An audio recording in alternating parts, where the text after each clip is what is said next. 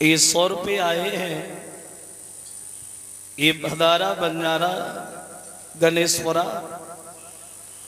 और 100 रुपया भूरे दिवाकर जी गणेशपुरा के रहने वाले हैं, और 1101 रुपया हमारे करीब आया है, और 100 रुपया सभी साथियों को भेंट कर रहे हमारे मैनेजर बंटी यादव, ये production manager BLA packaging industries Ahmedabad, और मैनेजर बंटी यादव की तरफ से 1101 रुपया हमारे पास और 100 रुपया सभी साथियों के करीब आए हैं। कामना करते हैं भगवान समाज में सम्मान दीर्घ आय प्राप्त होती रहे। श्रोताओं, बताया है सुखदेव ने, सुनो महाराज परीक्षित, जब ये भैया बलराम और घनश्याम दोनों मथुरा को छोड़ करके द्वारका में निवास करे गए, तब इनके बड़े भैया बलराम का विवाह हुआ। बताया गया अरुलत नगरी के रहने वाले आनर्त के पुत्र महाराज रेवतक की लड़की रेवती के साथ बलराम की शादी भई। बलराम का विवाह बताया है कि रेवतक ने अपनी बेटी रेवती का स्वयंवर किया, उस स्वयंवर में बलराम भी गए हैं, तो रेवती ने सबको छोड़ करके बलराम के गर्दन में जयमाला डाली, और बलराम के गर्दन में जयमाला डाली है, और बलराम से विवाह हुआ है महाराज रेवतक की लड़की रेवती का। बलराम का विवाह तो रेवती के साथ हुआ। अब देखे कन्हैया की पहली शादी कैसे हुई, पहला विवाह कैसे हुआ। बताया सुखदेव समझाने, सुनो महाराज, कुंदनपुर में एक राजा हुए हैं जिनका नाम पड़ा भीष्मक, और इन भीष्मक के घर में इनके 5 लड़का बताए गए, और 5 लड़कों के बाद महाराज भीष्मक के घर में एक लड़की ने जन्म लिया, और जब लड़की पैदा हुई तो महाराज भीष्मक बड़े मगन हो गए। सोचे लगे परमात्मा, चलो लड़का तो थे, एक लड़की की कमी थी वो भी पूरी कर दी आपने, आपकी बड़ा कृपा रही जो कन्या भी दे दी। तो एक दिन देवर्षि नारद महाराज भीष्मक के घर पे गए, तो नारद को देख करके भीष्मक ने बड़ा सम्मान किया। आइए प्रभु, बड़े अच्छे समय पे पदार्पण हुआ है आपका, बड़े अच्छे समय पे आए हैं आप।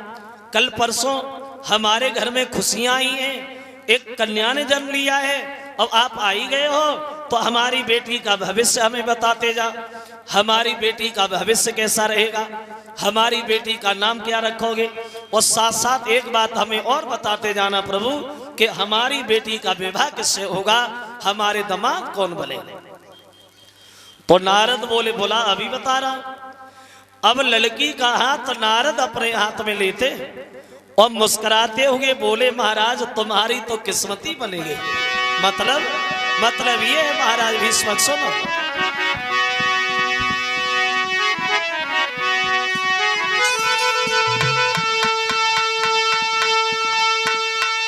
तो सुनिला जागी बात, अपनी हाथ पत्रिका लिया, और मुने सोधी बाची लगन उरे के धरी दिया।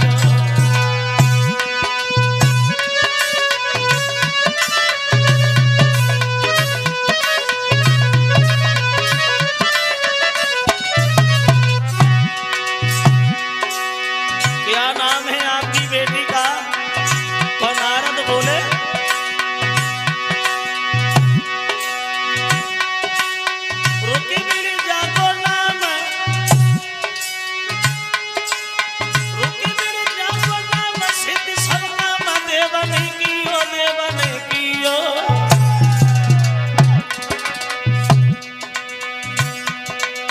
श्री कृष्ण संग ब्याह वचन दे दियो, वो गिरधारी संग ब्याह वचन दे दियो।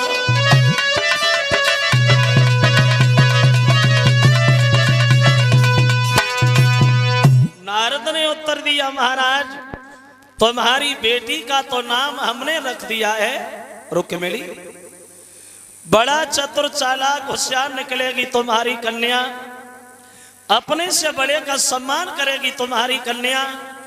और रही बात तुम्हारी बेटी की शादी, तो तुम्हारी बेटी का विवाह द्वारकाधीश भगवान कन्हैया के साथ होगा। तुम्हारे घर में कन्हैया तुम्हारे दामाद बन के आए। और जो नारद ने ये शब्द कहे, भीष्मक ने ये नारद के शब्द सुने, तो खुशी का ठिकाना नहीं रहा। गद्दी से उछल पड़े, प्रभु आप ये कह रहे हैं कि हमारे घर में कन्हैया आएंगे, हमारी बेटी का विवाह कन्हैया से होगा, तो हमारी किस्मत बन जाएगी नारद। अगर कन्हैया हमारे घर में आए, अगर हमारी बेटी का विवाह कन्हैया के साथ हुआ, कन्हैया के पैर हमारे आंगन में पड़े, तो मेरा घर पवित्र हो जाएगा, मेरा खानदान पवित्र हो जाएगा, मेरी तो किस्मत ही बन जाएगी नारद। अब भीष्म बड़े मगन हुए। वो ऐसा ही नहीं भक्तो,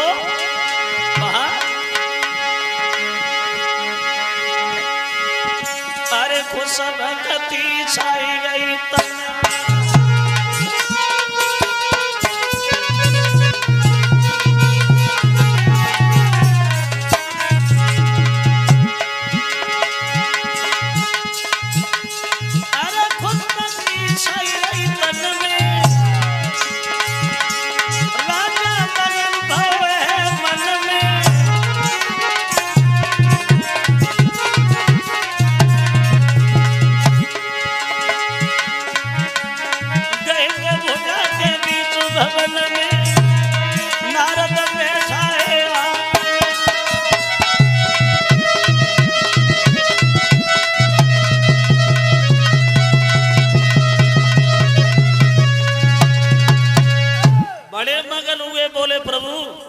अगर कन्हैया हमारे घर में दामाद बन के आए, अगर कन्हैया हमारे घर में शादी करने आए, उनके पैर अगर हमारे आंगन में पड़े, तो मेरा घर पवित्र हो जाएगा, मेरा आंगन पवित्र हो जाएगा, मेरा खानदान पवित्र हो जाएगा, किस्मत ही बन जाएगी नारद। अब नारद तो चले गए लड़की का भविष्य बताने के बाद। अब रुक्मिणी जो है वो धीरे धीरे घर में समझदार होने लगी, बड़ी होने लगी। तो एक दिन रुक्मिणी अपने दरवाजे पे बैठी बैठी खेल रही थी, तो इनके द्वार से एक महात्मा जी कुछ गाते हुए निकले गए। क्या गाते हुए निकले गए?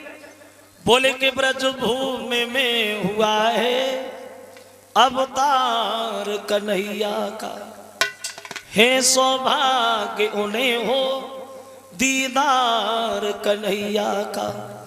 ब्रज भूमि में हुआ है अवतार कन्हैया का। ये गाते हुए निकले गए कि भगवान का अवतार हो गया। और जो रुक्मिणी ने ये शब्द सुने, तो रुक्मिणी के दिल में एक दूसरी बात आई। श्याम आ गए, और जब कन्हैया आ गए, तो अब हम तो शादी करेंगे, और शादी करेंगे तो कन्हैया से करेंगे। अगर कन्हैया से मेरा विवाह नहीं हुआ, तो पूरी जिंदगी भर कुंवारी बनी रहूंगी, लेकिन दूसरे से शादी हरगिज नहीं करूंगी। अब तो कन्हैया के नाम पे दीवानी बन गई रुक्मिणी। और बैठी बैठी विचार करती है, तो सोचने लगी बिटिया मन में, और जीवन दिन व्यर्थ हो रहे।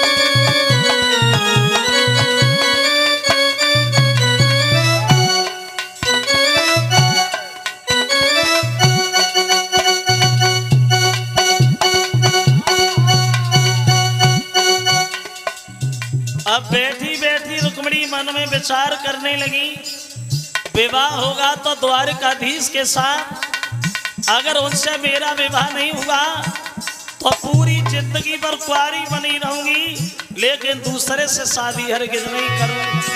सोच रही है मन में।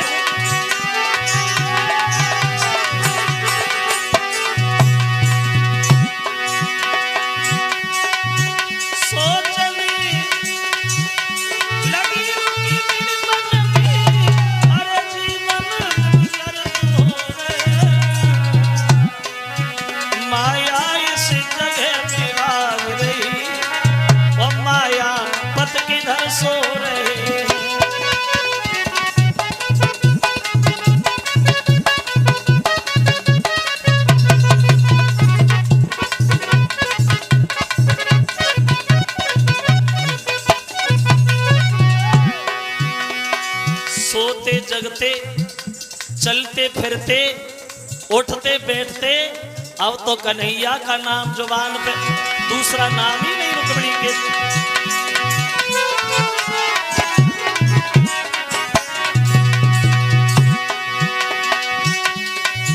सोते जगते चलते फिरते श्री देव चंद्र सखियन में चर्चा छिड़ जावे तो मोहन के गीत सुना।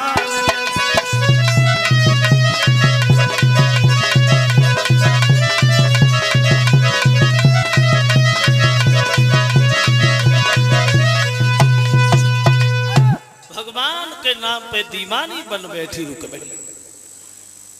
विवाह होगा तो भगवान द्वारिकाधीश के साथ, अगर कन्हैया के साथ मेरा विवाह नहीं हुआ पूरी जिंदगी भर कुंवारी बिताऊंगी, लेकिन किसी दूसरे की दुल्हन हरगिज बन के नहीं जाऊंगी। ये रुक्मिणी ने मन में संकल्प कर लिया, शादी सिर्फ कन्हैया के साथ। अब धीरे धीरे समय व्यतीत होने लगा। भक्तों, एक दिन वो हुआ जो रुक्मिणी घर में जवान हो गई, शादी के योग्य हो गई। तो एक बार रुक्मिणी की मां और पिता ने यह देखा है अपनी बेटी को जवान अवस्था, तो मन में सोचे लगे अब तो हमारी बेटी जवान है, तंदुरुस्त है,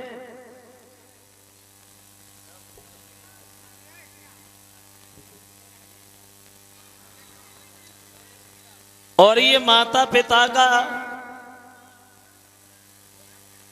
धर्म भी बनता है। जब लड़की समझदार हो जाए तो सबसे पहले लड़की की शादी बहुत जरूरी, क्योंकि कुंवारी कन्या अगर घर में जवान घूमे तो ये माता पिता को एक पाप लगता है, अपराध लगता है। चाहे घर में कोई काम करो अन्यथा न करो, अगर लड़की समझदार है तो सबसे पहले लड़की की शादी बहुत जरूरी। तो दोनों ने सलाह मिलाई और दरबार में जाकर के भीष्मक ने सबसे कहा, देखो भैया, आज दरबार के जो भी काम होने हैं वो सारे काम बंद कर दो, कोई काम नहीं होगा, सिर्फ एक ही बात पे फैसला होगा, वो भी हमारी बेटी की शादी। और देखिए आपने हमारी बेटी सुंदर है, और ये भी जानते हो कि सुंदर लड़की के लिए सुंदर लड़का होना बहुत जरूरी है। और ये फैसला हम अकेले नहीं करना चाहते, ये फैसला हम आप सब लोगों से कराना चाहते। और आज हमारे दरबार में कोई छोटा बड़ा नहीं है, सबको बराबर बोलने का अधिकार। कोई ऐसा लड़का बता देखने में सुंदर हो, चरित्र का साफ हो, समाज में सम्मान हो, जहां हम अपनी बेटी की शादी करें, बोलो। जब ये कहा सबको बराबर बोलने का अधिकार, तो जिसके जो दिमाग में आया उसी ने उसी का ही नाम ले दिया। एक खड़े होके बोला, महाराज अगर रुक्मिणी का विवाह कौरवों के राजा दुर्योधन से हो जाए तो कैसा रहेगा? बड़ा परिवार है, दौलत बेशुमार है, अगर दुर्योधन से शादी कर दो तो? तब तक दूसरा चिल्लाने लगा, नहीं बिल्कुल नहीं, घमंडी है दुर्योधन सगे भाइयों का सगा नहीं हुआ, वो नहीं और कोई देखो। तब तक तीसरा बोलने लगा, महाराज मगध के रहने वाले जरासंध कैसे रहे, उनसे कर दो। तब तक चौथा बोला, बुद्धि खराब है, अरे कायर है जरासंध, 17 बार कन्हैया ने युद्ध में पराजित किया है और उम्र का ज्यादा है, वो भी नहीं और कोई देखो। अब तो भीष्म के दरबार में मुसीबत खड़ी हो गई। एक अगर किसी के गुण बताता है तो दूसरा उसके अवगुण गिनाने लगता है, एक भलाई करता है तो दूसरा बुराई करने लगता है।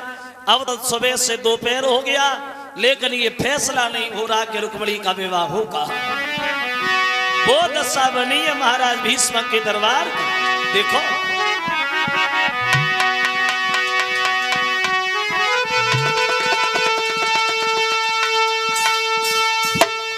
तो दरबार के बारी बारी से और राजन के नाम सुनाने लगे।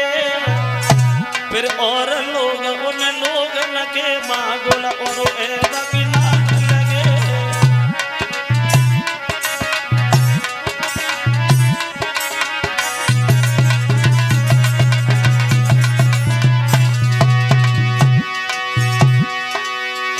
वो दशा बनी बल पे भक्ति बताने को कोई भी बाकी रहा नहीं। घंटन तक चर्चा बनी रही पर विवाह नहीं तय हुआ नहीं।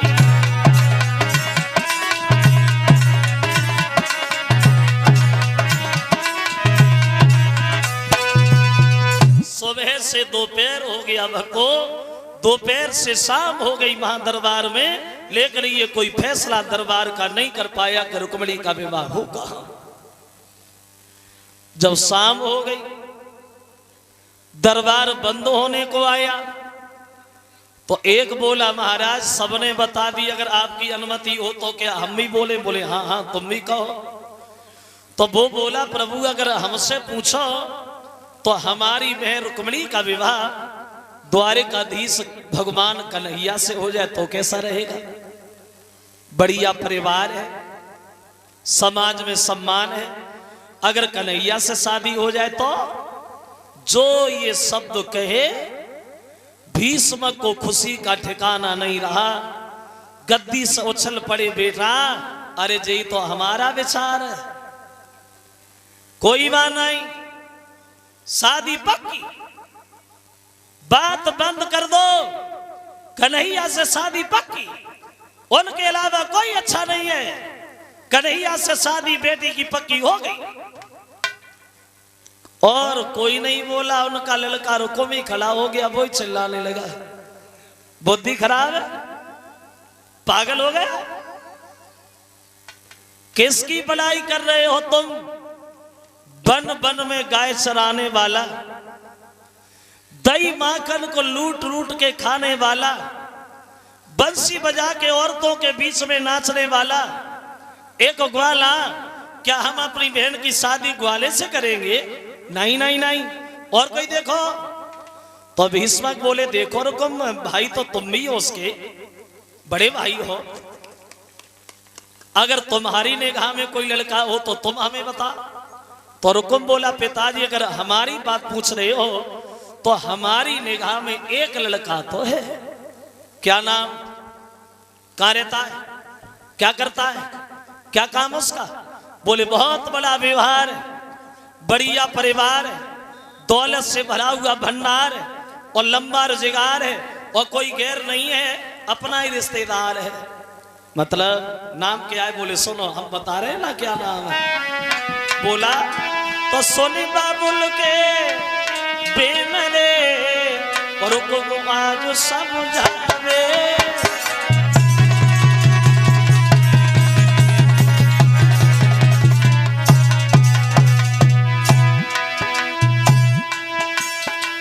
सब राजन में होशियार रे, सस पालन जरी मेरी आवे। सुनो, चंदेरी का रहने वाला, रूप जिसका निराला है, दिल का बड़ा भोला भाला है, गोरा है न कि काला है, और रिश्ता में साला है, तो क्या हुआ हम अपनी बहन रुक्मणी का विवाह अपने साले से करेंगे। कौन कैसी रही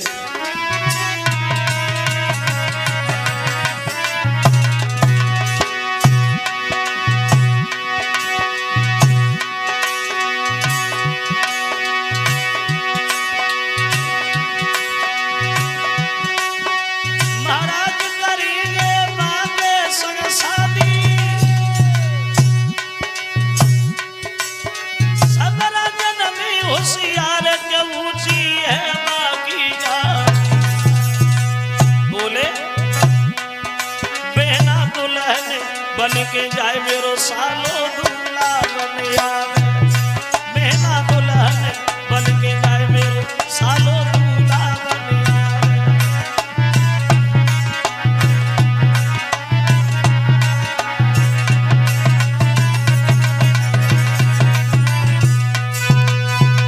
उत्तर दिया है पिताजी सुनो, चंदेरी का रहने वाला है, रूप निराला है, बड़ा दिल वाला है, दौलत वाला है, और रिश्ता में साला है, तो क्या हुआ हम अपनी बहन की शादी अपने साले से करेंगे। कहो कैसी रही, खुश हो गए होगे सुनते ही सुनते। तो दांती को पीस करके भीष्मक बोले कमी क्या क्या ये बात कहने से पहले तू मरा नहीं, तुझे मौत नहीं आई क्या? तू अपनी बहन की शादी अपने साले से कर सकता है? रुकुम बोला क्यों नहीं कर सकता? अरे जब वो अपनी बहन की शादी मुझसे कर सकता है तो मैं क्यों नहीं कर सकता? होगी उसी से होगी।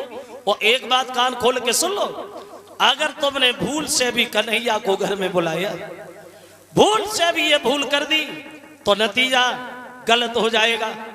मैं नहीं चाहता हूं कि बच्चे अनाथ हो जाएं, मैं नहीं चाहता हूं कि हजारों औरतों की गोदियां सूनी हो जाएं, मैं नहीं चाहता हूं कि हजारों श्रृंगार उजड़ जाएं।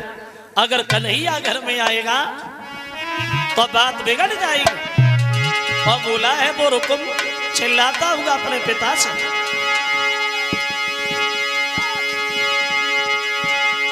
मेरे सामने ओ बाबू वो ये चाली नहीं चल पाएंगी, अगर ये शादी पक्की होगी तो तलवारें चल जाएंगी।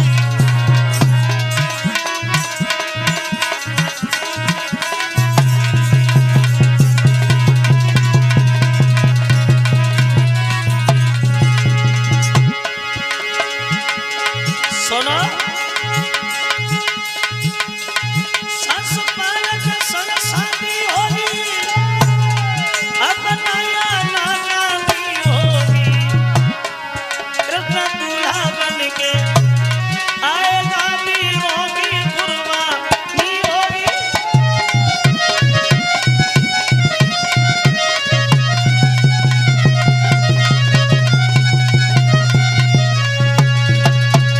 उत्तर दिया, अगर कन्हैया हमारे घर में आया, अगर कन्हैया को तुमने धोखा से भी बुलाया तो बहन की शादी नहीं बल्कि लाखों जीवन की बर्बादी निश्चित है।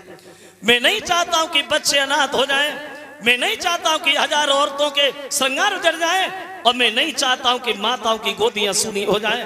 और एक बात कान खोल कर सुनो, अगर कन्हैया को घर में बुलाने की जरा भी भूल करी तो बहन की डोली तो बाद में जाएगी, पहले तुम्हारी लाश निकल जाएगी घर से, समझ गए?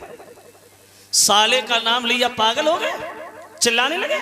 अरे इतना बड़ा पैसे वाला है, तुम जैसों को तो दरवाजे पे नहीं बैठने देगा, लेकिन मेरा साला है कहेंगे तो मान भी जाएगा। उठाओ चला गया। आंगन में नाई और ब्राह्मण को बुलाया, जरा पंडित जी तुम तो जानते हो हमारे साले साहब कितने बड़े पैसे वाले। हाँ एक काम करो, चंदेरी में जा, वो हमारे साले ससुराल को हमारी बहन का टीका चढ़ा गया, उससे जाके कहना भैया हम उसके बराबर तो नहीं है, लेकिन जैसे भी है वो निभा जरूर ले। एक खत भी लिखा रुको मैंने, क्या लिखा? चंदेरी के बसरे वाले साले ससुराल, आज हम और तुम बराबर होने जा रहे हैं। तुमने अपनी बहन की शादी मुझसे की, इसलिए हमने भी सोचा कि हम भी अपनी बहन की शादी तुमसे कर रहे हैं। लेकिन एक बात ध्यान रखना, बड़ा होशियारी से आना, फौज लेके आना, क्योंकि हमारे पिताजी कन्हैया का नाम ज्यादा ले रहे। अगर कन्हैया घर में आ गया हो सकता है विवाद हो जाए, लड़ाई हो जाए, इसलिए पूरी तैयारी के साथ आना। और भी कुछ लिखा,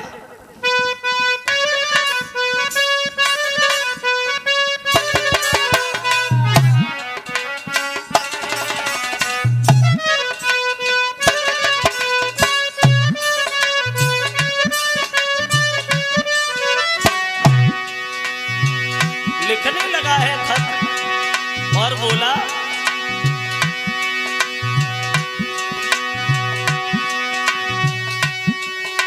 प्रणाम मेरी रसोई कार करो जी, स्वीकार स्वीकार करो, कोई भूप मेरी के तपदार।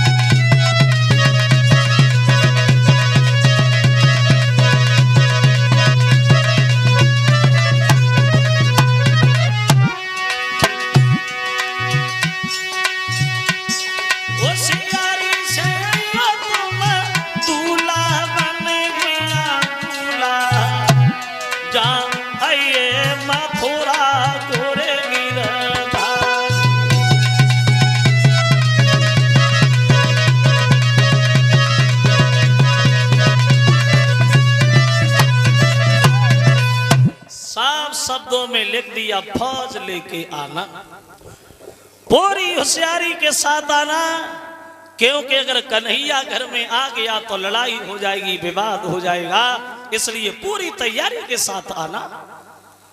और वो खत जो है वो नाई और ब्राह्मण को दिया, कर ले जा पंडित जी।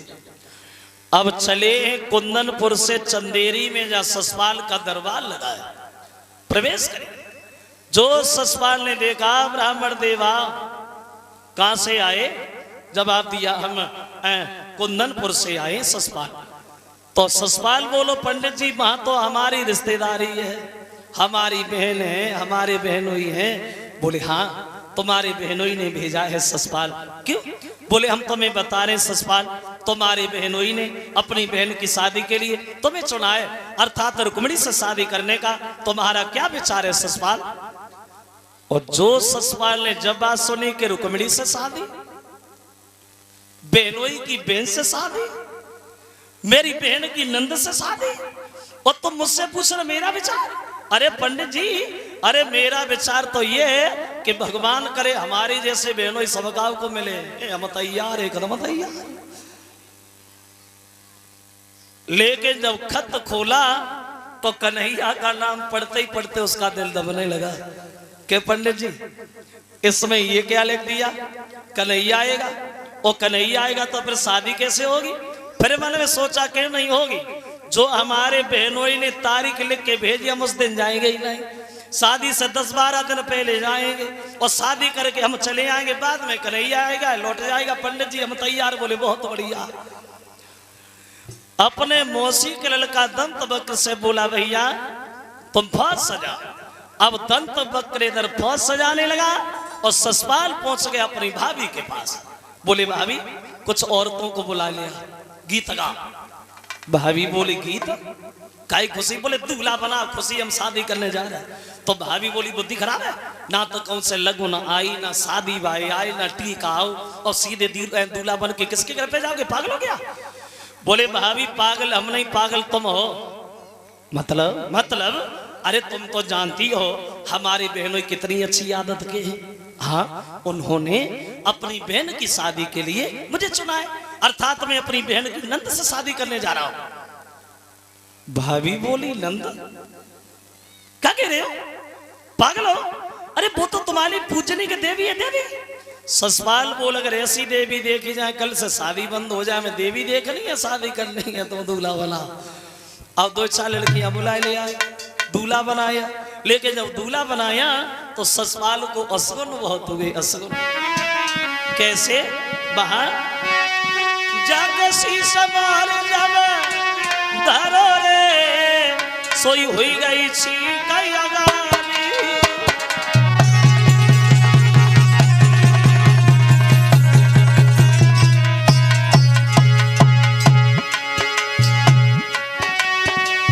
और पटा सर पटो पाओ रे पटकल लग गई भारी। असगुन होने लगे, सर पे मोहर रखा, चीख हो गई, पटाख से पैर फिसल गया, गिर गए। और जैसे ससपाल गिरे एक लड़की गीत गाना तो भूल गई, बीच में हंसना शुरू हो गई। और जैसी लड़की को हंसता हुआ देखा ससपाल को गुस्सा आ गया। ए लड़की क्यों हंसी? अरे क्यों हंसी? गिर गए तो क्या हुआ?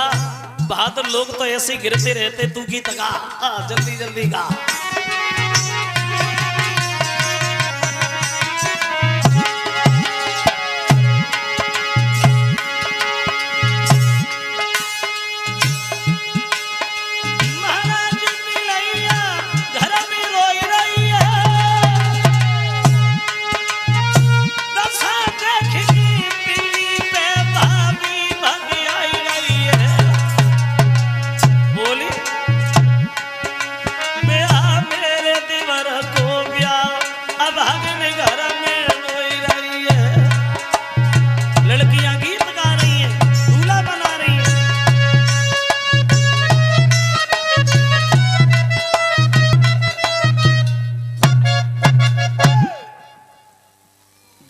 बनाया तो ससपाल को असगुन बहुत हुए। असगुन तो असगुनों को देख कर के भाभी समझाने लगी, मान जा ससपाल, हमने ये सुना है कि माँ कन्हैया भी आ रहे शादी करने, और हम ही अच्छी तरह से जानते हैं तुम कन्हैया से युद्ध में जीत नहीं पाओगे, इसलिए रुक्मिणी को भूल जा और किसी दूसरी लड़की से शादी कर लेना।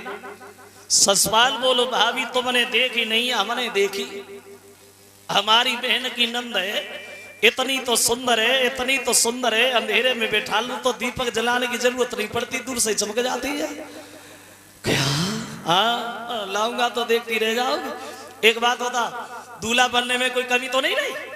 एक लड़की बोली कोई कमी नहीं, सर पे मोहर भी है, हाथ में कंगन भी है, लेकिन मुंह की तरफ देखते तो लगता भी काजल नहीं लगा। ससुराल जो जब बात सुनी तो भाभी भकिया के दौरे पड़ो, कमी छोड़ दी तुमने, अब देख क्या रही हो, जाओ जल्दी जाओ काजल लेके आओ, देर हो रही है। अब भाभी काजरू लगाए रही है, समझाई रही है, मान जाओ और न जाओ। अब होगा ऐसा, वहां काजल लागी देना और भूपा के नैना दिखाई दो बट्टा, और कछु ठाड़ी गाय रहेंगी तरे माचाए बेटरिया ठट्टा। कछु गीत गाए रही, कछु हंसे रही, तो भाभी बोली जो धरे देव मोरा उतारे रही, उचारे धरो नाई घट्टा। बांधोई दूल्हा एक नारे पड़े वो रट्टा, बांधोई दूल्हा एक नारे पड़े वो रट्टा। इसलिए ना मिली है दारू की बीड़ी प्यारी है, घट जावेगी शान तुम्हारी है।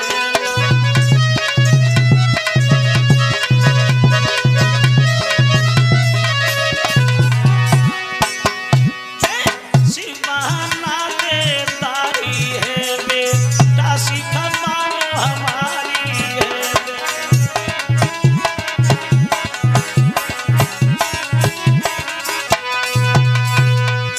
समझा रही है भाभी, नहीं मार रहा है ससपाल। सोने भाभी के बेन उठी है तन में ज्वाला, और मेरो का कर सके नंद को लाला। अरे चिंता काहे को करती है भाभी, जाऊंगा वो तो जाऊंगा तो खाली हाथ थोड़ी आऊंगा, उधर से दुल्हन नहीं लाऊंगा, तैयार हो, अभी गए। चल दिया है ससुराल। ये 100 रुपया भिजवा रहे रेयांश यादव, डुग्गू नाती श्री रामगिरीश यादव।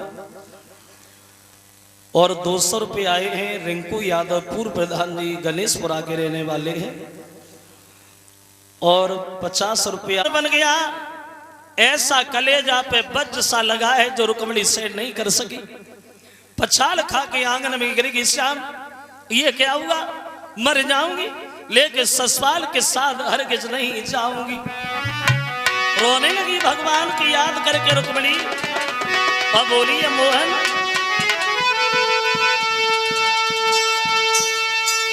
दीनन हितकारी श्याम, और कन्हैया तुम कहाँ पे देर लगाई है, और मेरे भैया के साले निशान मेरो नगर घेरे लो आई।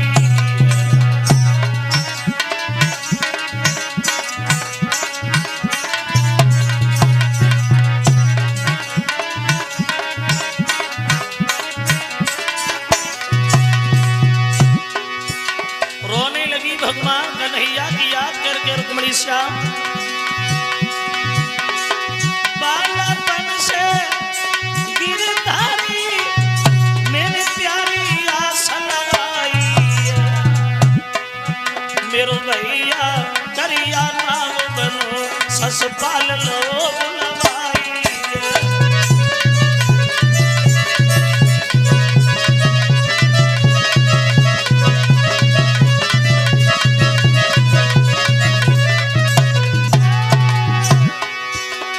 कन्हैया की याद करके रुक्मणी आंगन में बैठ के रोने लगी श्याम। ये क्या हुआ, मैंने बचपन से तुम्हें अपना पति माना है मुरलीधर, मैंने बचपन से तुम्हारी पूजा की है घनश्याम, अब मैं कहाँ जाऊं। रोने लगी।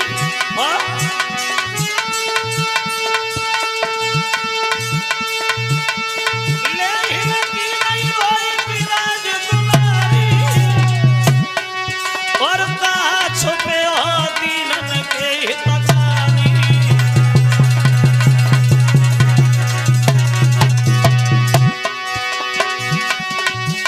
महाराज की व्याकुल और दिल में होने लगी। मूल पकड़ गई बैठी बिटिया द्वार पे रोने लगी। बोली कैसे मुरलिया वालों मिले पेट की बातें कहे,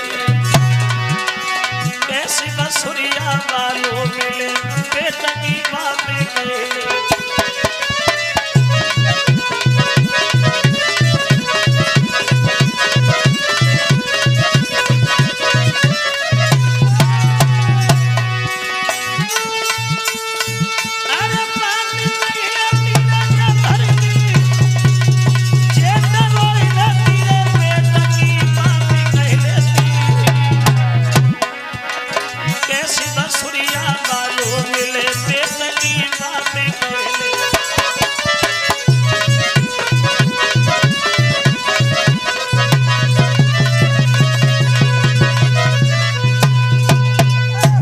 कन्हैया की याद करके रुक्मणी आंगन में रोने लगी। मर जाऊंगी श्याम, लेके ससुराल के साथ हरगिज नहीं जाऊंगी। जान दे दूंगी लेके ससुराल से शादी हरगिज नहीं करूंगी। बैठी बैठी रुक्मणी जहां रो रही है आंगन में, अकस्मात वहां एक ब्राह्मण देवता का आना हो गया। आवाज लगाई, बेटी रुक्मणी भिक्षा डालो।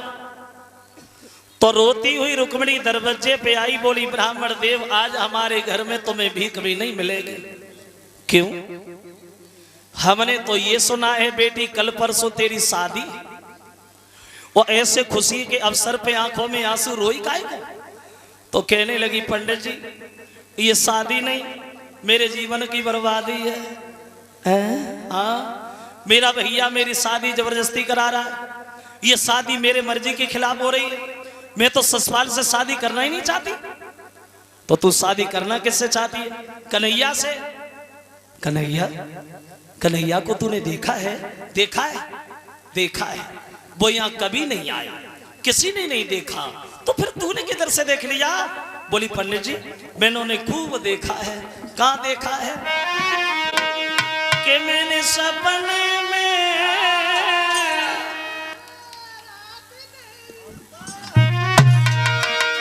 काय में तो बोली कि मैंने सपने में श्याम को देखो है सुने पंडित जी।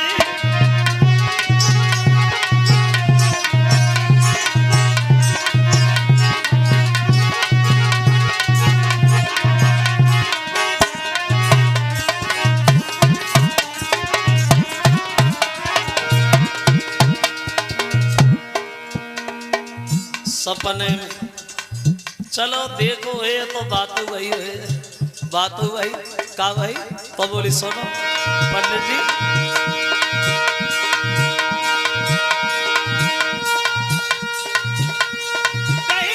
श्याम चिट्ठिया भेजा भैया,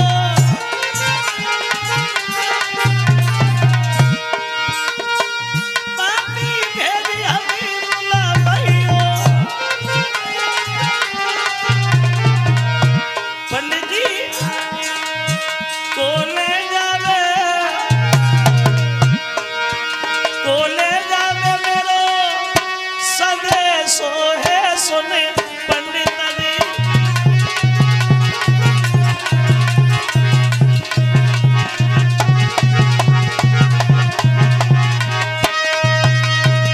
सपने कन्हैया ने मुझसे ये कहा था जब ये ससुराल बारात लेके आ जाए तो चिंता न करना, हमारे पास खत भेजना, आऊंगा ले जाऊंगा। तो पंडित जी बोली तो अब रो काय को रही है? अरे खत तो पहुंच ही गया होगा, चली जाना, इसमें रोने की क्या बात। तो कहने लगी है ब्राह्मण देव किसके हाथ से खत भेजूं? जिसका सारा लेती वही सारा छूट जाता है। एक काम करोगे क्या, आप ही हमारे खत को लेके द्वारिका में चले जाओ। पंडित जी ने सुना तो पंडित जी पीछे हट गए, हम जो बोले सही कुंदी खोले। पागल है बेटी, अरे मेरे ऊपर बुढ़ापा है और द्वारिका यहाँ तो है नहीं, बहुत दूरी है, वो हम तो रास्ता में मर जाएंगे, मुझसे पैदल नहीं चला जाएगा, ये काम मुझसे नहीं होगा। तो कहने लगी है ब्राह्मण देव तुम्हारे अलावा मुझे कोई दिखाई नहीं दे रहा, तुम्हारे अलावा मैं किससे अपने मन की कहूं? अगर आप नहीं जाओगे तो मैं आपके सामने ही आत्महत्या कर लूंगी, लेकिन ससुराल के साथ नहीं जाऊंगी। तो पंडित जी के दिल में तरस आया, बोले मर रही है तो मरे नहीं हो, तू लिख दे, पहुंच गए तो पहुंच गए और ना पहुंच गए तो पहुंच गए, रास्ता में मरेंगे फिर भी पहुंच जाएंगे, तेरी खबर जरूर हो जाएगी, लिख दे। और रुक्मिणी जो है वो भगवान को खत लिखने लगी, श्याम सुंदर मैंने बचपन से तुम्हें अपना पति माना है घनश्याम, मैंने बचपन से तुम्हारी पूजा की है मुरलीधर, लेकिन मेरा भैया हम दोनों के बीच दीवार बन गया है। अगर तुम नहीं आओगे तो यहाँ रुक्मिणी की लाश भी तुम्हें देखने को नहीं मिलेगी। और कन्हैया के लिए खत लिखने लगी है वो रुक्मिणी आंगन में बैठ करके, और बोली अरे खत लिखती रुकी अब सुधी ले लो बंसी वाले।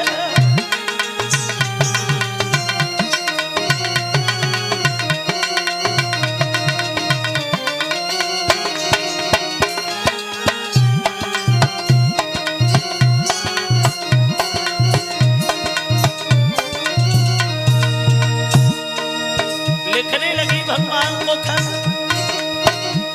भैया ने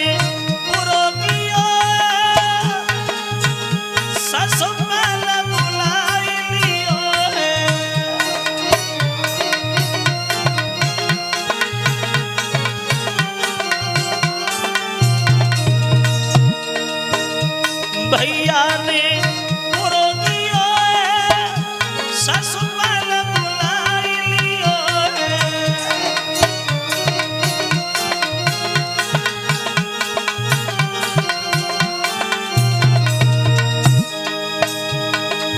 तुम भी को मेरो कृष्ण मुरारी, अब सुधी ले लो द्वारिका वाले।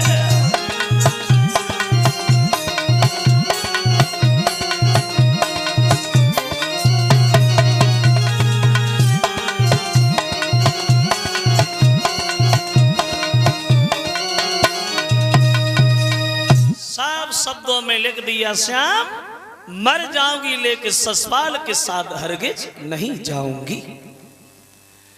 चले हैं कुंदनपुर से द्वारका के लिए खत लेकर के वहां ये 251 रुपया श्रीमान शैलेंद्र यादव सोनो विक्रम सिंह जो गणेशपुरा के रहने वाले हैं उनकी तरफ से।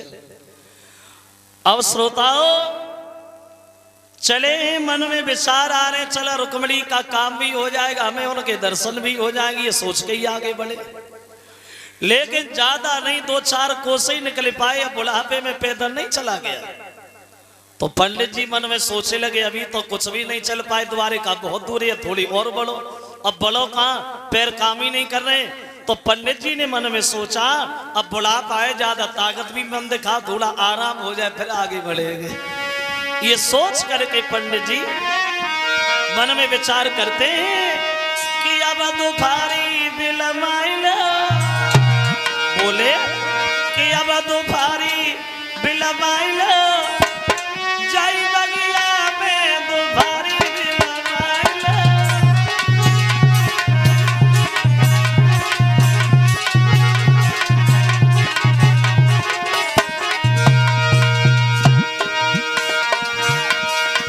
सोच रहे मन में चलत चलत मेरी मैया दीवानी,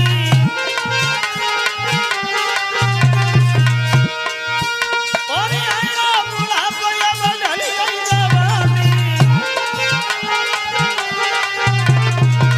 क्यों लाए सो खाइला,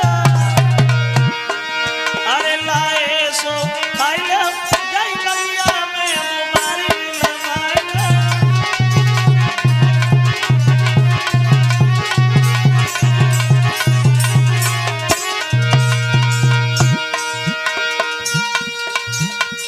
सुंदरी देखे जब पीपल की छाया,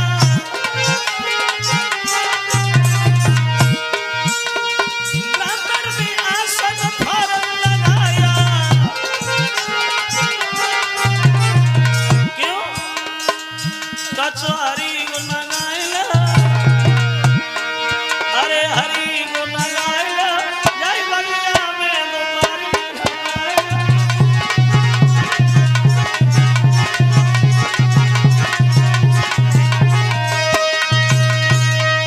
बुढ़ापे में पैदल नहीं चला गया, सुंदर सी छाया देखी, आसन लगाया, लेट गए। थोड़ी देर बाद पंडित जी थोड़े वो सो गए। पहुंच गई चिट्ठी, बुढ़ापे में पैदल नहीं चला गया। और देखो वैसे बुढ़ापे में पैदल ही नहीं बल्कि बुढ़ापे में तो कुछ होता ही नहीं है।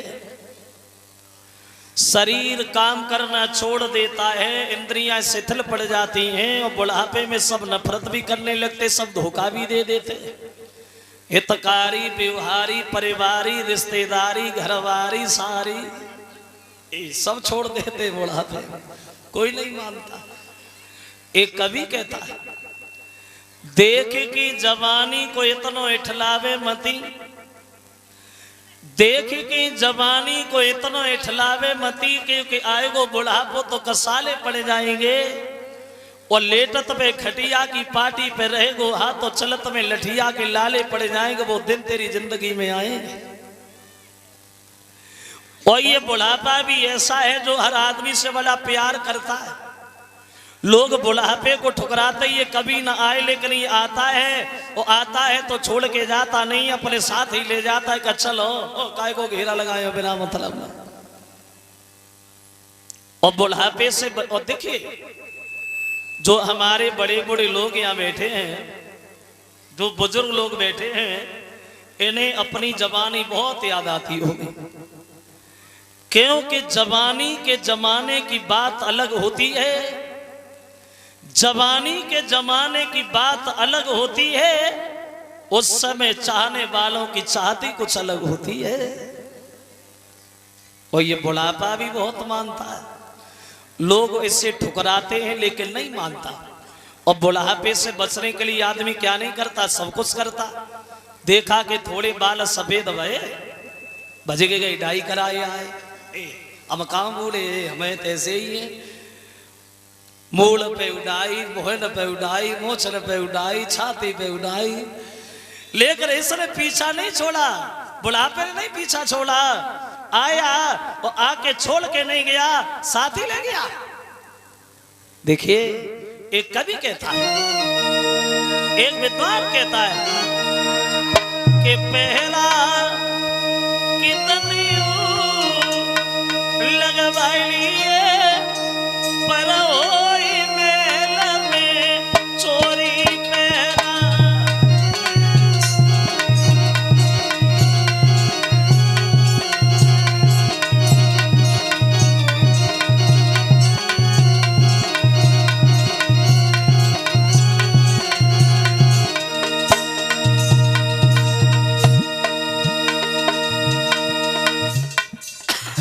जरा गौर करें, एक विद्वान कल्पना कर रहा है,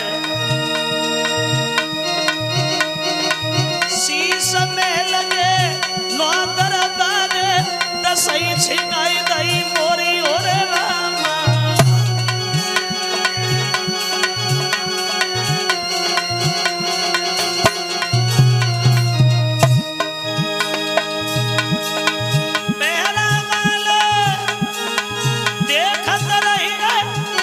चलो चोरी पहरा कितनी बाई पर ओई महल में चोरी।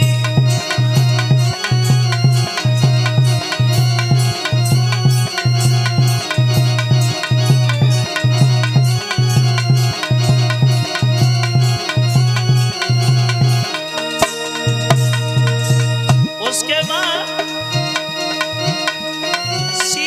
पकड़ी जागी मैया रोवे, पैर पकड़ी जागी गोरी और रामा।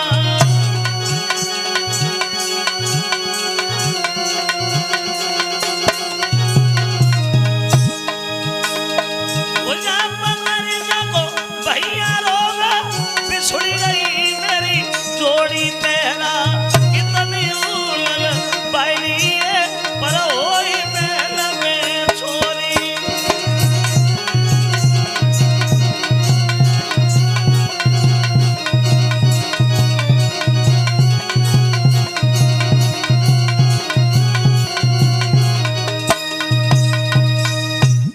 बूढ़े से ब्राह्मण से पैदल नहीं चला गया।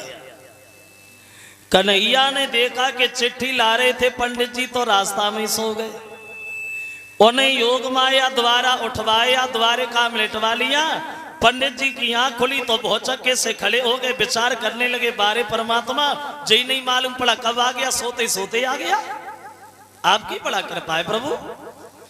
अब बलराम से मिले और पूछा भैया हम आप लोगों में पहली बार आए और हम किसी से परिचित नहीं है, हमें कन्हैया से थोड़ा काम है, आप लोगों में कन्हैया कौन से है? अब बलराम ने बता दिया वो उधर बैठे वो कन्हैया है। और जो पंडित जी ने देखा तो कन्हैया की तरफ देखते ही रह गए, पलक चलाने का ध्यान ही भूल गए। तो भगवान सवाल करने लगे ब्राह्मण देव कहां से आए हैं आप? तो पंडित जी अपना परिचय देने लगे हैं। मोहन सुनिए, तो ब्राह्मण ने कही है गिरधारी, हमें कुंदनपुर से आया हूं।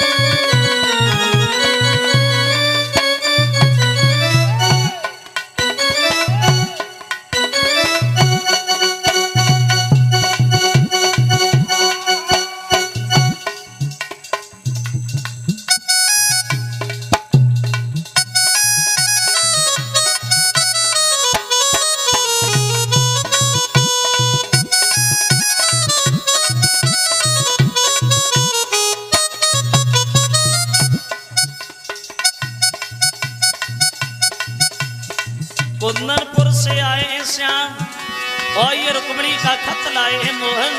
हाँ बोले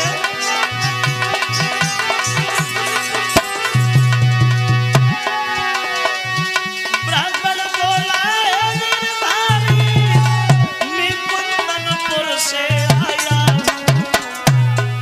रुक्मिणी चरण की दासी है संदेशा उसका लाया।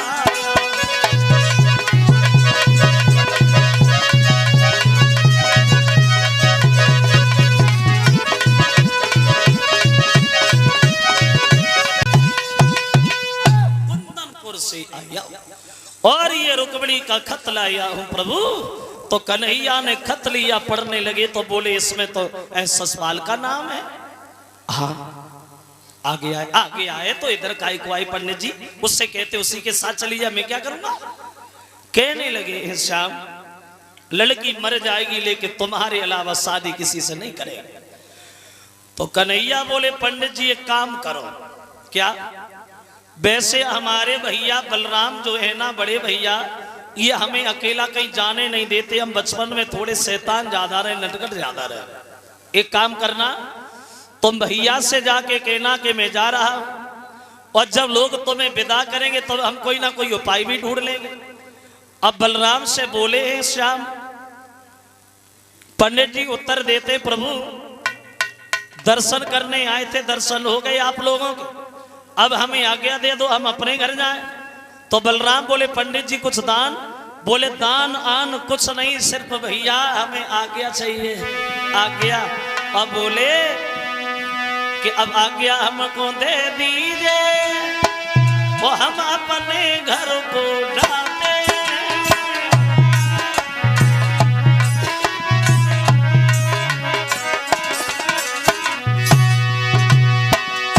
ए भैया बलराम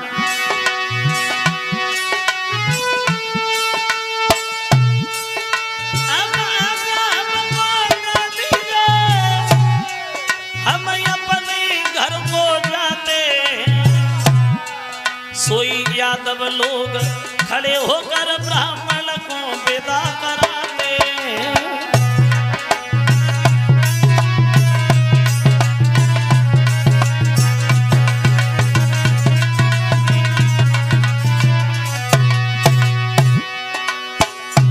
सब लोग पंडित जी को विदाई में लग गए।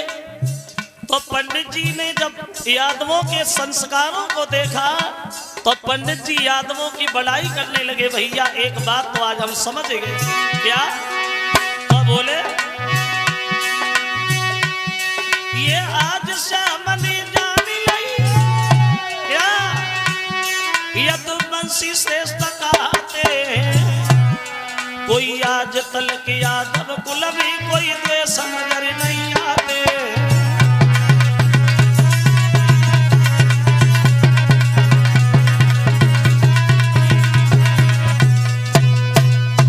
पंडित जी को विदाई में लगे सब लोग। तो पंडित जी दरवाजे पे पहुंच पाए। अब कन्हैया ने पंडित जी को इशारा दे दिया तो पंडित जी द्वार पे बैठ करके बड़ा तेज हाँफना खांसना शुरू हो गए। तो बलराम बोले के ब्राह्मण दे क्या हुआ? अरे दौड़ा आता है मृगी की शिकायत हत्या लगवावे क्या? कन्हैया बोले भैया बुलाता है, अगर आपकी आज्ञा हो तो पंडित जी को थोड़ी दूर हमें ही छोड़ दे। बोले हाँ हाँ जाओ जल्दी जाओ और रुकना नहीं, जल्दी आना। अब पंडित जी को रथ पे बिठाल करके चल दिए भगवान।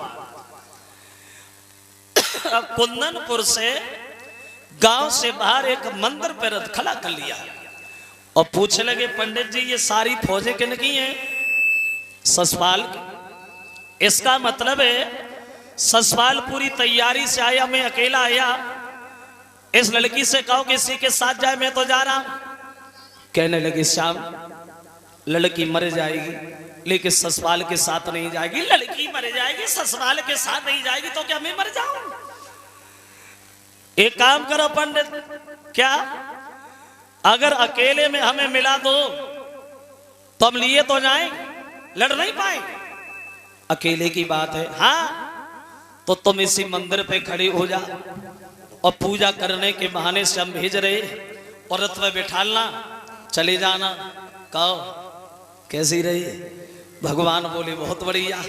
अब भगवान मंदिर पे है, रुक्मिणी घर पे है, और जो रुक्मिणी ने पंडित जी को देखा तो भाग कर के सामने खड़ी हो गई। पंडित जी क्या श्याम आ गए?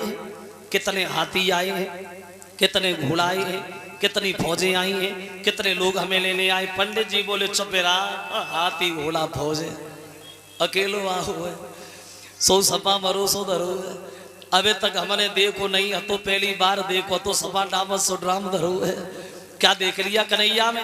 अरे ससुराल देखने में सुंदर तो लगता ही है ना। बोली पंडित जी आप समझ नहीं पाए।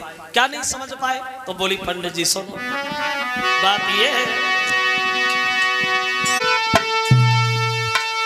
दिल के बाजार में और दौलती नहीं देखी जाती। क्यों? प्रेम हो जाए तो सूरत नहीं देखी जाती, प्रेम हो जाए तो सूरत नहीं देखी जाती।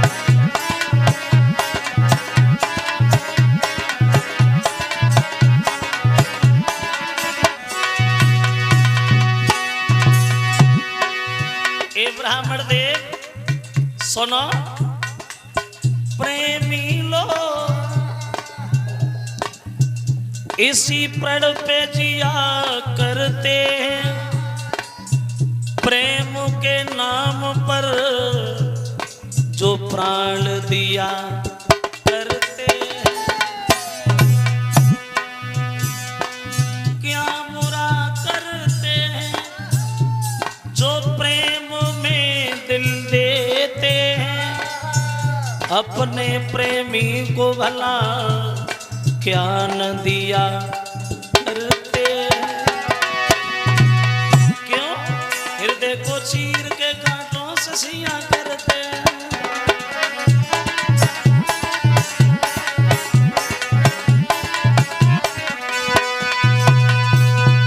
बस बस बस बस समझ गए, समझ गए। अकेले खड़े पूजा करने के बहाने जा और रथ में बैठना, चली जाना जा। अब पंडित जी तो चले गए, पूजा की थाली सजाई, चली रुक्मिणी मंदिर में पूजा करने, कन्हैया से मिलने। अकस्मात रुकम आ गया, ए लड़की कहाँ जा रही हो? जवाब दिया भैया मंदिर जा रही पूजा करने। तो अकेली काहे को जा रही हो? 5 लड़के इसके साथ जा और पूजा करा के जल्दी आना, रास्ता में रुकना नहीं। अब 5-6 लड़कियां रुक्मिणी के संग चलवे को तैयार वही वहां। और रुक्मिणी काव से न बोली, बोली जा से न को जे मंदिर में उदम ना मचाए, कन्हैया चले ना जाए। और जब ना बोली तो एक लड़की बोली क्यों? पहले जो खूब बातें करो करते थी, अब कुछ बोली नहीं रही। दूसरी बोली चुपेरा, बरात ना तक भंड के चढ़की पत्ती बंदे बोले हमें क्या करना। और जो 5 लड़कियां हाथ में देखी तो भगवान सोचने लगे बाहरे पंडित हमने एक बुलाई, उनने लाइन लगाई दी। अब जहां में जय समझ में नहीं आ रही कि रुक्मिणी कौन सी, और यही बात रुक्मिणी सोचने लगी कहीं हमारे धोखे का दूसरी को अंदर ले जाए। 51 रुपये आए हैं। संदीप गांव सराव के रहने वाले हैं। और 50 रुपया पवन सोनब दशरथ सिंह दिवाकर गणेशपुर, और 50 रुपया लटूरी दिवाकर, ये भी गणेशपुर। एक टिफिन कलश वाली कन्याओं को, और 50-50 रुपया सभी साथियों को। एक हार परीक्षक जी यज्ञपति, एक हार हमारे करीब आया है हेम सिंह यादव, ये गणेशपुरा। और 200 रुपया भिजवा रहे हैं शिवम यादव सोनव राकेश यादव, ये गणेशपुरा के रहने वाले हैं। और 251 रुपया प्रशांत कुमार, ये ग्राम नगला नया अलीगंज। 50-50 रुपया साथियों के करीब। 101 रुपया श्रीमान सुजान सिंह, ये भवानीपुर। और 101 रुपया श्रीमान रामप्रीत सिंह भवानीपुर। और 51 रुपया श्रीमान महेश चंद, ये भी भवानीपुर के रहने वाले हैं। श्रोताओ अब रुक्मिणी आगे बढ़ी है और पूछे लगी है बहन हाथ उठाए के जोन से हाथ में कंगन मदोरे। बहन जे फौजे के न की है ससपाल की, और जे फौजे के न की है दंत वक्र की। और जो हाथ वाव कंगन देखो समझ गए हाँ ये ही है, इन्हीं की शादी है। इशारा दिया अपने करीब बुला ली, इधर आ। और रुक्मिणी आगे बढ़ी और भगवान से पूछने लगी आपके सर पे क्या है? मोर को मुकुट, कमर में बंसी बजाते हो? हाँ हाँ तो बजाइए। बोले हम नहीं बजाएंगे। क्यों? बोले जो आज हमने बजाई बसुरिया, जे चारों दुश्मन लगे सब टोट डालेंगे बसुरिया, बिना मतलब के काम नहीं। तो बोली ने देखा, अब कन्हैया ने बंसी को नीचे किया, रुक्मिणी ने हाथ ऊपर बढ़ाया। अब भगवान ने बंसी तो झोरी में डाली और रुक्मिणी का हाथ पकड़ लिया, उठा के रथ में बैठा लिया, रथ लेके चल दिए। और जो रथ चल तो वो देखो वे संग की बेटरियां भाजी गिरती जाए भजती जाए, पछाड़ खा के आंगन में गिरी। रुकम आ गया, ए लड़की रुक्मिणी कहाँ है? एक बोली भैया तुमने मंदिर में भेजा था ना, वह पता नहीं कौन खड़ा था, रुक्मिणी का हाथ पकड़ा, उठा के रथ में बैठा लिया, रथ लेके चला गया। दूसरी बोली ले गो सो ठीक है ले गो, हम तो जब सोच के मरे जा तो ना कि पता नहीं कब की सल रहे उन्ने ने कुआ ना कहानी ना करी, बोली कर बैठे गई बचा। रुकम बोला जानता मेरी बहन को ले जाने वाला कौन है, लेकिन ये बात किसी के कानों कान भनक नहीं पड़नी चाहिए। हम अभी गए और अभी आए, घेर लिया चारों तरफ से, चिल्लाने लगा दही माखन को लूट उठ के खाने वाले ग्वाला, ये औरतों को चुराने का धंधा कब से शुरू कर दिया तूने? कन्हैया बोले लड़ेगा? बोले लड़ेंगे नहीं, तड़फा तड़फा के मारेंगे, देखने वालों का कलेजा हिल जाएगा। समझ जाएंगे दुनिया के लोग रुक्मिणी का हरण करने का नतीजा क्या होगा। अरे रथ से नीचे आप,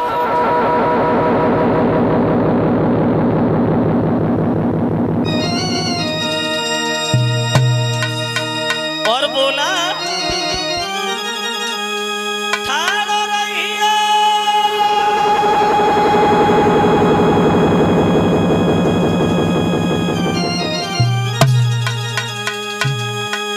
ठाड़ो रहिए, कृष्ण मुरारी रे ठाड़ो रहिए, ठाड़ो रहिए।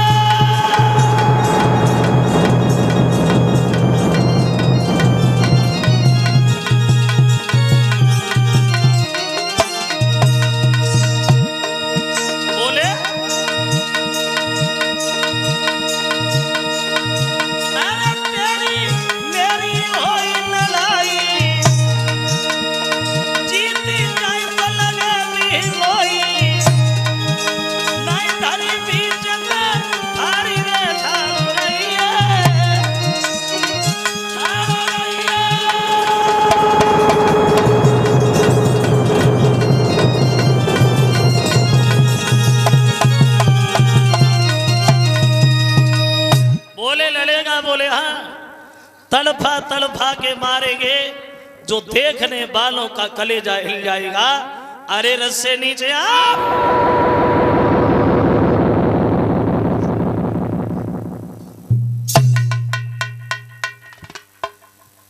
कूद पड़े भगवान। घमासान युद्ध हुआ है रुकुम में और कन्हैया। जब छाती पे बन बैठे हैं रुकुम को मारने के लिए, तो रुक्मिणी बीच में खड़ी हो गई, बोली महाराज मेरे भैया को न मारो, अगर मेरा भैया मर गया तो हमारे साथ की सहेलियां हमें जिंदगी में जीने नहीं देंगी, ताहने मारेंगी। ऐसी शादी की जो भैया खा लिया, मेरे भैया को छोड़ दो श्याम। और रुकुम को छोड़ दिया और रथ के पीछे बांध लिया, रथ लेके चल दिए, साले साहब भी बांध लिए, चलो तुम भी चलो। अब इधर बलराम ने देखा कि सुबह से गए पंडित जी को छोड़ने, अभी नहीं आए, पता नहीं कहां चले गए। तो एक लड़का बोला भैया पंडित जी आए थे ना? हाँ हाँ, खाली हाथ थोड़ी आए थे, मतलब एक लड़की की चिट्ठी लाए थे, एक वहीं गए। अब बलराम दौड़े के श्याम ये लड़की किसकी उठा ले तुम? जवाब दिया भैया मेरा दोस्त नहीं, इसी ने खत भेजा था। क्यों ऐसा तूने क्या किया? जवाब दिया भैया मेरा भैया मेरी शादी अपने साले से करा रहा था इसलिए। बलराम बोले भैया तेरा शादी साले से चिंता न कर, हम तेरे भैया को नहीं छोड़ेंगे। पीछे देखा के श्याम, ये रस्से किसे बांध लिया? कन्हैया बोले जई तो साले साहब हैं, वो तो बहन ही बीच में आएगी ना, साले मसाले भर के छोड़ते। बोले छोड़ दो, और रुकुम को छोड़ दिया। भागा भागा रुकुम आया और ससुराल के जाके खबर दी है, तो ससुराल ने चारों तरफ से फौज लेकर के घेर लिया।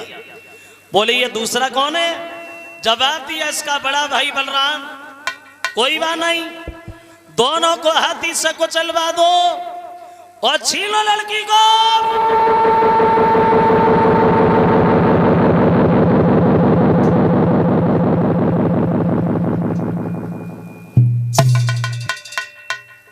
बलराम बोले हैं श्याम, रुक्मिणी को अकेला छोड़ के लड़ने न जाना, ये ससपाल की फौज हमारे लिए ज्यादा नहीं है। अब हुआ ऐसा कि ससपाल और बलराम में और फिर डट के भाई लड़ाई।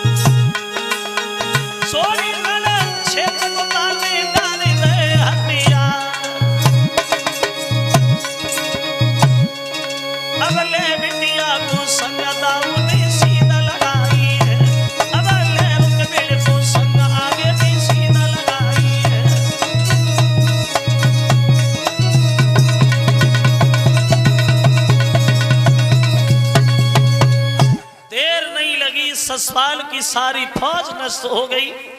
पीठ दिखा के ससपाल भाग गया और ये रुकुम जो है ये शर्म के कारण घर पे नहीं गया। खबर भीष्म को मिली कि कन्हैया हमारी बेटी को ले गए, तो बड़े मगन हुए।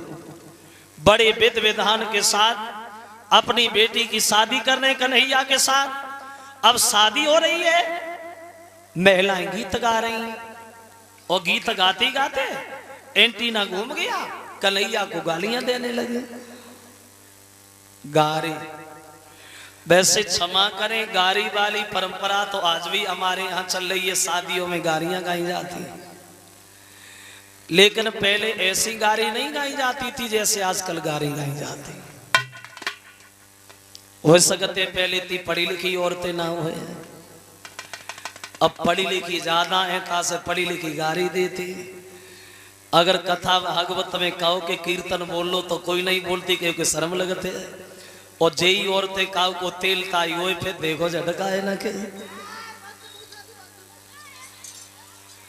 इन लोगों को पता ना है कब एंटीना घूमे जाए, कौन सो चैनल पकड़ ले, कहां से बोलना शुरू हो जाए। अब गारी देने लगी भगवान को, और गारी देती वही बोली है कन्हैया सुनो, अरे बांध लला तुम और तु बाप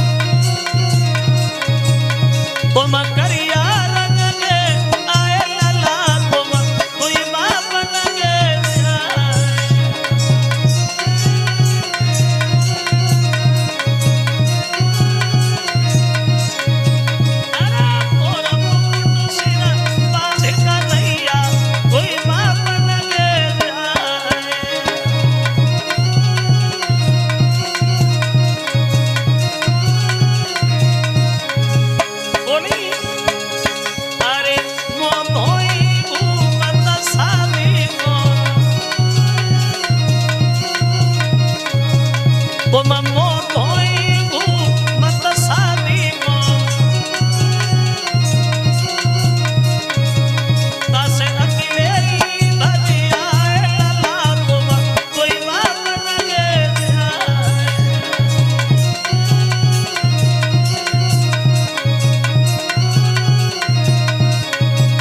अरे और मुकुट सिरा बांध कन्हैया कोई बात लगे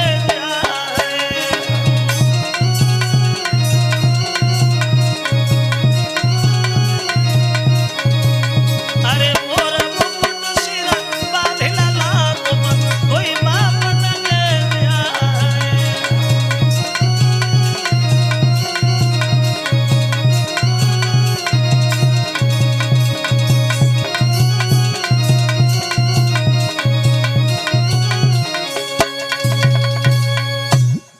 बड़ा हंसी खुशी के भगवान का हुआ है रुक्मिणी के साथ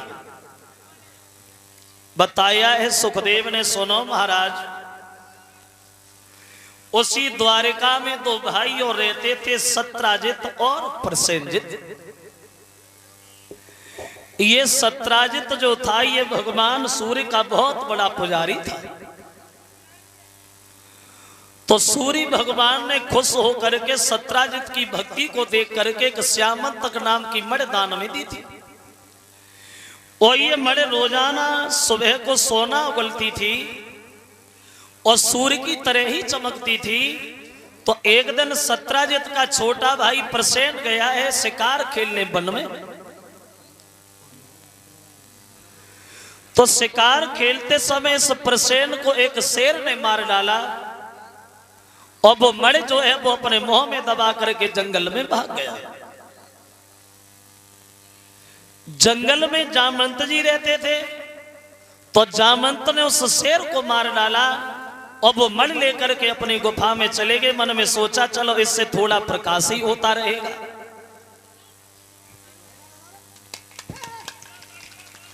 4-6 दिन हो गए, प्रसेन जब घर नहीं आया तो सत्राजित के दिल में एक बहम पैदा हो गया। बहम कैसा? सत्राजित ने मन में सोचा एक दिन हम कन्हैया के दरबार में मड़ लेके गए थे तो हमने उसे मड़ मांगने से नहीं दी, तो लगता है कन्हैया ने हमारे भैया को अकेला पाकर को उसे मार दिया, उससे मड़ छीन ली। ये सत्राजित के दिल में बात फिट बैठ गई कि कन्हैया ने हमारे भैया का वध किया।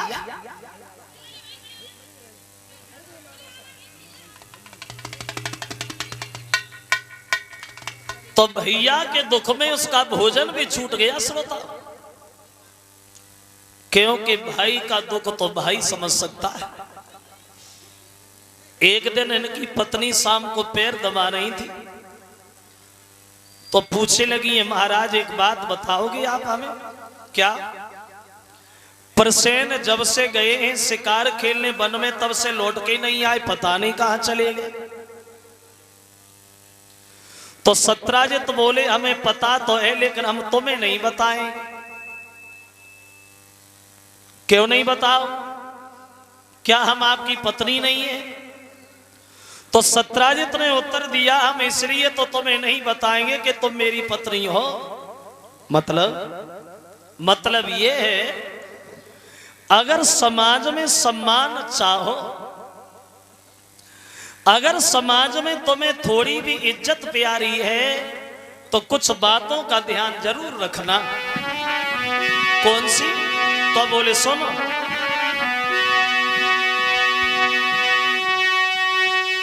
अपने घर की झंझट में कोई पंच बुलाना ठीक नहीं। अगर समाज में तुम्हें सम्मान प्यारा है तो ये बातें जरूर ध्यान रखना। अपने घर की झंझट में कोई पंच बुलाना ठीक नहीं।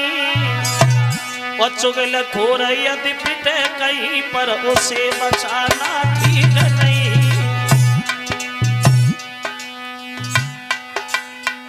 ये बातें हमेशा याद रखना, जीवन में धोखा नहीं खाओगे। और सुनो,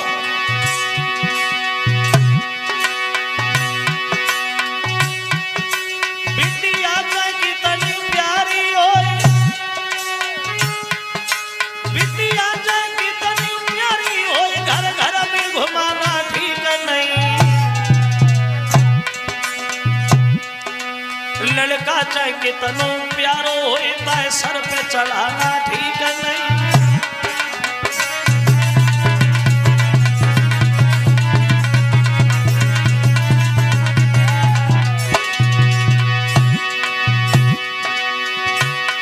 और सुनो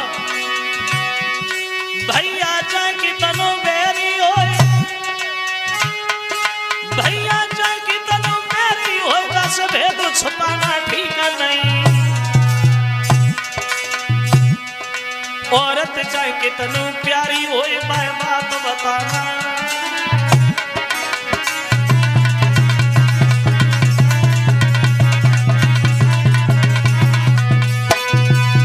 सत्राजित बोले हैं सुनो भैया चाहे कितनो बैरी हो, बात से भेद छुपाना ठीक नहीं। औरत चाहे कितने प्यारी हो, बात बताना ठीक नहीं। क्यों? औरत कितनी बेद्वान सही और ये लक्षण सब पे आता है। औरत के पेट में बात की क्या और पानी भी नहीं समाता है। कितनी भी पढ़ी लिखी हो औरत, लेकिन ये कमी हर स्त्री के अंदर होती है। अगर जे कोई बात सुन ले जो ले चाचे से कही ना लेती तो ले ना रोटी अच्छी लगे ना नींद ही आए। अगर तुम्हें पूरे गांव में बात फैले हुए है 50 आदमी से मत कहो, 4 औरतें से कह दो बाद में जी और कह दियो काव से कही हो ना, फिर देखो संजालो पूरे गांव में डिंडोरा ना पिटो। फिर ये कमी होती। तो सत्राजित बोले हम इसलिए तुम्हें नहीं बताएंगे कि तुम मेरी पत्नी हो। पैर दबाए रही अति छुटक के बदूर बैठी जाएगी और बोली तुम्हारी किस्म करे खाता हम तो फांसी लगाएंगे। अब ऐसे घर में रहने से फायदे का, जब घर में कोई बात ही नहीं मालूम पड़े तो बोले देखो नाराज हो गई, नाराज न हो। सुनो अगर नहीं मानती हो तो हम तुम्हें बताएंगे तो जरूर, मगर एक बात ध्यान रखना, जब बड़े घर की बात है ना गाय बने ना कहे बने ना रोए बने। बोले तुम बताओ तुम्हारी किस्म करें खाता हम कहूँ का उसे ना कहे तुम बताओ। तो बोले सुनो कन्हैया ने प्रसेन को मार दिया और वो मरे उससे छीन ली। जो जब बात कही तो रोन लगी, आए जो तो बड़ा बुरो हो तुम सोए जाओ, तुम्हारी किस्म खाते कहूँ का उसे ना कहे तुम सोए जाओ। अबे तो सोए गए और उन्हें पूरी रात नींद ही नहीं आई, करवटी बदलती नहीं। भगवान कब सवेरो होए, कब सवेरो होए, और सवेरो हुई ना पाता से पहले बगल भाई घर में कूद पड़ी और बोली देखते ही कि संतोष से ऐसी आत्मा मिली है कोई बात छुपाई ना जात। आज बड़ा मुसीबत से पूछे भाई लेकर काऊ से कहिए ना कन्हैया ने प्रसेन को मार दिया और वो मड़े से छीन ली। हाय बेभागी बे अपे बगल भाई घर में घुस गई, बेभागी भी अपने बगल भाई घर में घुस गई। सुबह से शाम नहीं भाई घर घर में चर्चा होने लगी। अन्याय कर रहा है द्वारिका का राजा जो प्रजा के लोगों का खून कर रहा है। कन्हैया ने सुना, मन में सोचा हमें तो बिना मतलब में कलंक लग गया, अब हम क्या करें। अब 1500 जवान साथ लिए प्रसेन का पता लगाने वन में गए तो देखा कि जंगल में प्रसेन की लाश मिली। थोड़े और आगे बड़े एक शेर मरा पड़ा है, उससे आगे कोई चिन्ह नहीं। तो 1500 जवानों से बोले इस गुफा के दरवाजे पे तुम खड़े हो जाओ और हम इसके अंदर देख के आते इस गुफा में अंदर क्या है।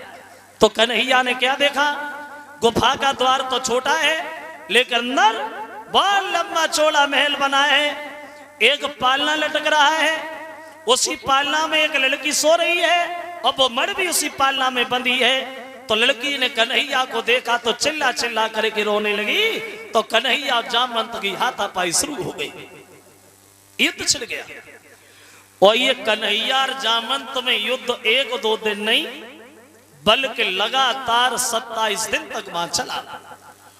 कन्हैया ने जब जामवंत के घूसा मारा तो जामवंत बेहोश हो गए।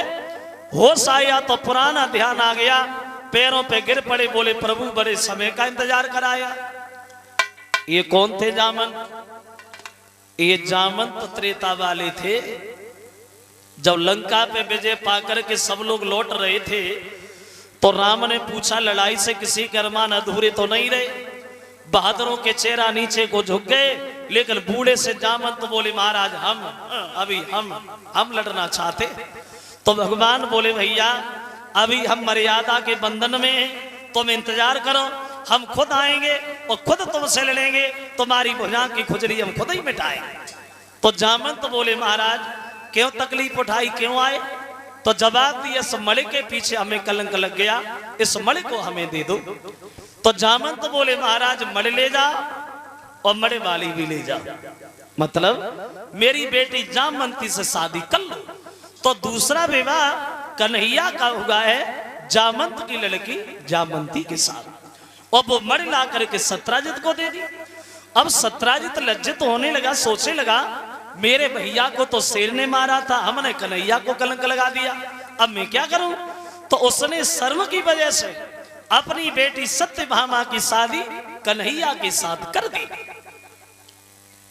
अब कितनी हो गई? रुक्मिणी, जामंती, सत्यभामा। अब एक दिन श्याम सुंदर सखा अर्जुन के साथ यमुना के किनारे घूम रहे थे, तो देखा कन्हैया ने यमुना के किनारे झाड़ियों में एक बहुत सुंदर लड़की बैठी है। उस लड़की को देख करके भगवान उनसे पूछने लगे, कौन है आप, क्या नाम है आपका? तो लड़की परिचय देती है और बोली, तो लड़की बोली है गिरधारी, नाम हमारो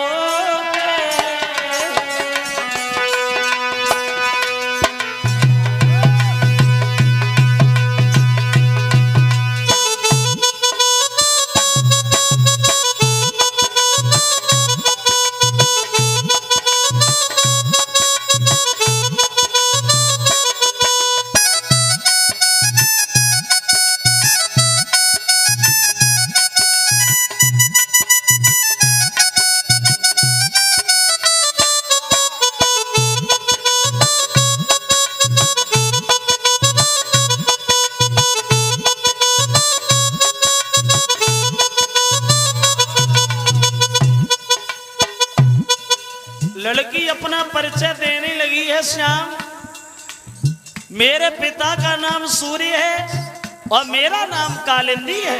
और बोली,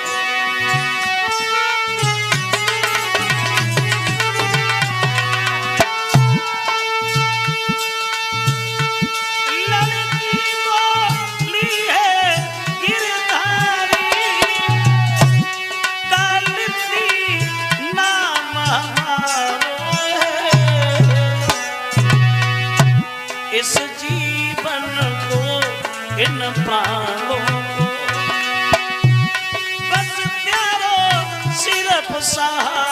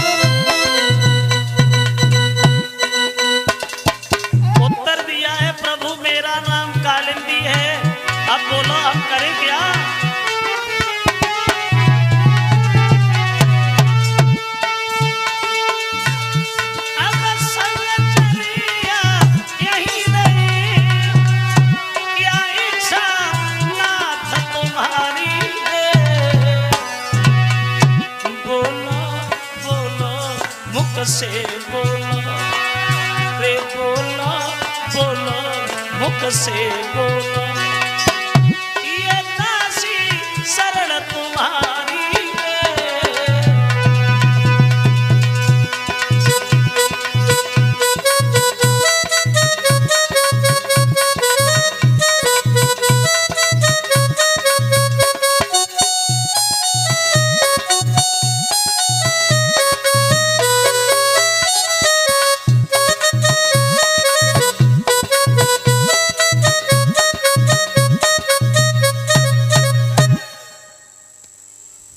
लड़की ने उत्तर दिया है, महाराज हमारा नाम कालिंदी है, मेरे पिता का नाम सूर्य है। मेरे पिता ने मुझसे कहा था तुम्हारे पति यमुना के किनारे मिलेंगे, अब हमें ये बताओ कि संग चलें या और इंतजार करें।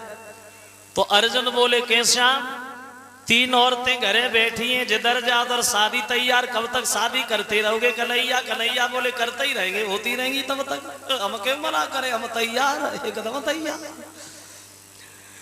तो चौथा इनका विवाह हुआ है सूर्य की लड़की कालिंदी के साथ। 5वां विवाह मित्र बिंदा से, 6वां विवाह शीलभद्रा से, 7वां विवाह सत्या से और 8वीं इनकी शादी होती है लक्ष्मणा से। अब 8 औरतें हो गई है। अब क्या होगा? ये 200 रुपये आए हैं, मकरंद यादव ये गणेशपुरा के रहने वाले हैं। 50-50 रुपया कलश वाली कन्याओं को, 1 हार हमारे करीब यज्ञपति परिषद जी को और 50-50 रुपया साथियों को भेंट कर रहे हैं। नरेंद्र यादव सनम रक्षोर सिंह गणेशपुरा और 1-1 स्टॉल 10 रुपया कलश वाली कन्याओं को 1 साल से हमें सम्मानित कर रहे हैं और साथियों को परिषद जी को। ये आर्यन सनम बीनेश यादव ये नगला गढ़ू के रहने वाले हैं। 500 रुपया हमारे करीब आए और 100 रुपया सभी साथियों को और 1-1 टिफिन 10 रुपया कलश वाली कन्याओं को, 1-1 पीताम्बर सभी साथियों को भेंट कर रहे हैं। ये DSY श्री राम लॉजिस्टिक आदेश यादव विपिन यादव उनकी तरफ से। श्रोताओं अब 8 औरतें हो गई हैं। ये 50 रुपया अनुरुद्ध यादव सनम आरब यादव की तरफ से। अब इधर एक भौमासुर नाम का राक्षस, उसने मन में ये फैसला किया कि हम अपने जीवन में 20,000 लड़कियों से शादी करें। तो उससे जोन सी लड़की पसंद आती थी पकड़ के गुफा में बंद कर देता था। तो धीरे धीरे उसने 16,100 लड़कियां इकट्ठी कर ली। तो सबने मिलकर के भगवान से प्रार्थना की। भगवान गए रे उस राक्षस का वध किया, लड़कियों को बाहर किया, बोले अपने अपने घर जा। तो लड़कियां बोली महाराज अब हम घर कहां जाएं, आपने छुटकारा दिलाया तो आप ही शादी करो। तो द्वारिका में लाए हैं और बड़ा विध विधान के साथ सबके साथ शादी की है। अब कितनी हो गई? 16,108। सबके 1-1 लड़की पैदा भई और 10-10 लड़का पैदा हुए। बहुत लंबा परिवार भगवान का। कितने लड़का हुए?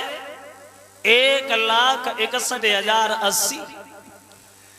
1,61,080 लड़का और 16,108 लड़कियां और इतनी घर में औरतें। लगाओ अंदाज के गांव बसत है। तो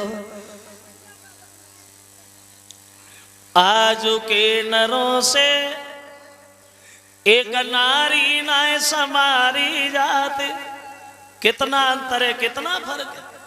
आज के नरों से और एक नारी नाय समारी जाती और उंगे श्याम सुंदर के 16,108 नारी है। और लक्षण अवतारी के यहीं से प्रकट होता, क्योंकि इतने पे श्याम सुंदर बाल ब्रह्मचारी है। 16,108 ही नहीं बल्कि 16,109.5 डेढ़ अभी और बाकी है। सबसे पहली पत्नी का नाम था राधा। बचपन में शादी हुई थी भांडीर वन में। ब्रह्मा जी ने कन्यादान लिया था और आधी को विजा को बताया जाता है। ये कुल मिलाकर के 16,109 रानियां थी भगवान के। बोलिए भक्तवत्सल भगवान की। इस तरह से विवाह हुए। अब देखे थोड़ी देर कृष्ण और सुदामा के बारे में। ये सुदामा मित्रता की मिसाल है। सुदामा जो गुरु सांदीपन के यहाँ विद्या अध्ययन कर रहे थे कन्हैया के साथ, जो कन्हैया के बड़े मित्र थे, बड़े भक्त थे, और कृष्ण सुदामा में प्रेम भी बहुत था। प्रेम प्रेम ये 2.5 अक्षर प्रेम के प्रेमी से न छूटे। प्रेम। और एक बात हम आपको बताएं, अगर तुम्हारा किसी से प्रेम हो जाए, अगर तुम्हारा किसी से प्रेम हो जाए, वो उस प्रेम को तुम ज्यादा दिन निभाना चाहती हो, टिकाना चाहती हो, तो 3 चीजें हमेशा याद रखना। 3 बाधा होती प्रेम के बीच में, 3 बाधा। और ये प्रेम ऐसी चीज है, ना बेचा जाता है ना खरीदा जाता है, ये कुदरत की ऐसी देन है, अकस्मात हो ही जाता है, किसी से भी हो जाए, प्रेम है। अगर निभाना चाहते हो तो 3 चीजें याद रखना। दोस्ती न कर दे अलग, मतलब लालच दाम, मतलब लालच दाम। दोस्ती न कर दे अलग, मतलब लालच दाम। और 2 सतवादी जब मिले